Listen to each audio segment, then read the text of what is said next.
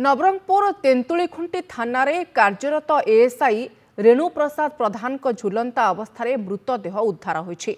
तेंतुलीखुंटी सदर पंचायत राइसिंग जोड़ी नाल निकटरे थिबा एक गछरु तांको मृतदेह उद्धार होइछि। खबर पाई तेंतुलीखुंटी पुलिस घटनास्थल में पहुंची तदंत आरंभ करिछि। सूचना अनुसार तेंतुलीखुंटी थाना रे कार्यरत एएसआई रेणु प्रसाद गत सोमवार दिन कौनसी कार्य नवरंगपुर जाइथिले ता परठु आ घर को फेरी नथिले। आज तेंतुलीखुंटी एक गछरु झुलंता अवस्था तांको मृतदेह उद्धार होइछि। यह हत्या ना आत्महत्या वर्तमान सुधा स्पष्ट होई नथिबा बेले मृत्युर प्रकृत कारण तदंत परे जणा पड़िबो। एएसआई रेणु प्रसाद प्रधान को घर पापड़ाहांडी थाना तुम्बल्ला गाँव में से तेंतुलीखुंटी पुलिस कॉलोनी रे निज परिवार सह रहुथिले। खबर पाई मृत एएसआई को दुई पुओ एवं भाई पहुंची। घटनास्थल में साइंटिफिक टीम एवं संधानी कुकुर पहुंची तदंत करिबा परे शव व्यवच्छेद पई पठाजिबो बोली सूचना मिली।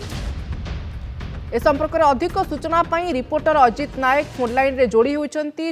अजित, झुलंता अवस्था एएसआई रेणु प्रसाद प्रधान को मृतदेह उद्धार होइछि। पारिपार्श्विक स्थिति को नजर कले कौन अधिक सूचना ए बाबद आसुछि अजित? हाँ देखो शुभश्री, आज एक अभावन घटना सामना को आसी। जड़े कार्यरत एएसआई मृतदेह गोटे गछरु झुलंता अवस्था ठाब होती। तो पारिपार्श्विक स्थिति वर्तमान सुधा पुलिस तो संध्या समय पहुंची एणु कौन तदंत करा जाय नै, किंतु आसंता काली जेतेबेले पुलिस संधानी कुकुर सहित से स्थान को जीव एवं तार तदंत करिवो। से तदंत पर ही स्पष्ट हबो कि सेटा आत्महत्या कि हत्या होईची कि आत्महत्या होईची।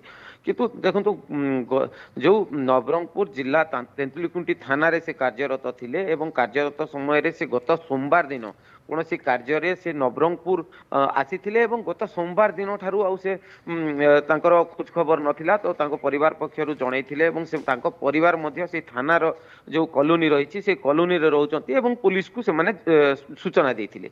किंतु आज संध्या समय रे जो मंगरदरा बोली कि गोटे तेंतुलीखुंटी पंचायत रो गोटे मंगरदरा गोटे वाटरफॉल अच्छी से रास्ता गला पर जीवा समय गोटे राइसिंग नाल बोली कि गोटे नाल अच्छी से नालर गोटे गछ उपरे तांकर मृतदेह देखिथिले लोके एवं पुलिस को खबर दबा परे पुलिस पहुंची थिला एवं तांकर आसंता काली साइंटिफिक टीम सहित संधानी कुकुरर मध्ये सहाय्य निया जिवो एवं तांकर नवरंगपुर जिला मुख्य चिकित्सालय रे तांकर शव व्यवच्छेद करिवा पई मध्ये व्यवस्था करा जिवो बोली सूचना मिली। ठीक अछि, आपनक समस्त सूचना पई अनेक अनेक धन्यवाद अजित नायक नवरंगपुर रिपोर्टर फोन लाइन रे जोड़ी होते ए संपर्क में सविशेष तथ्य रखुले।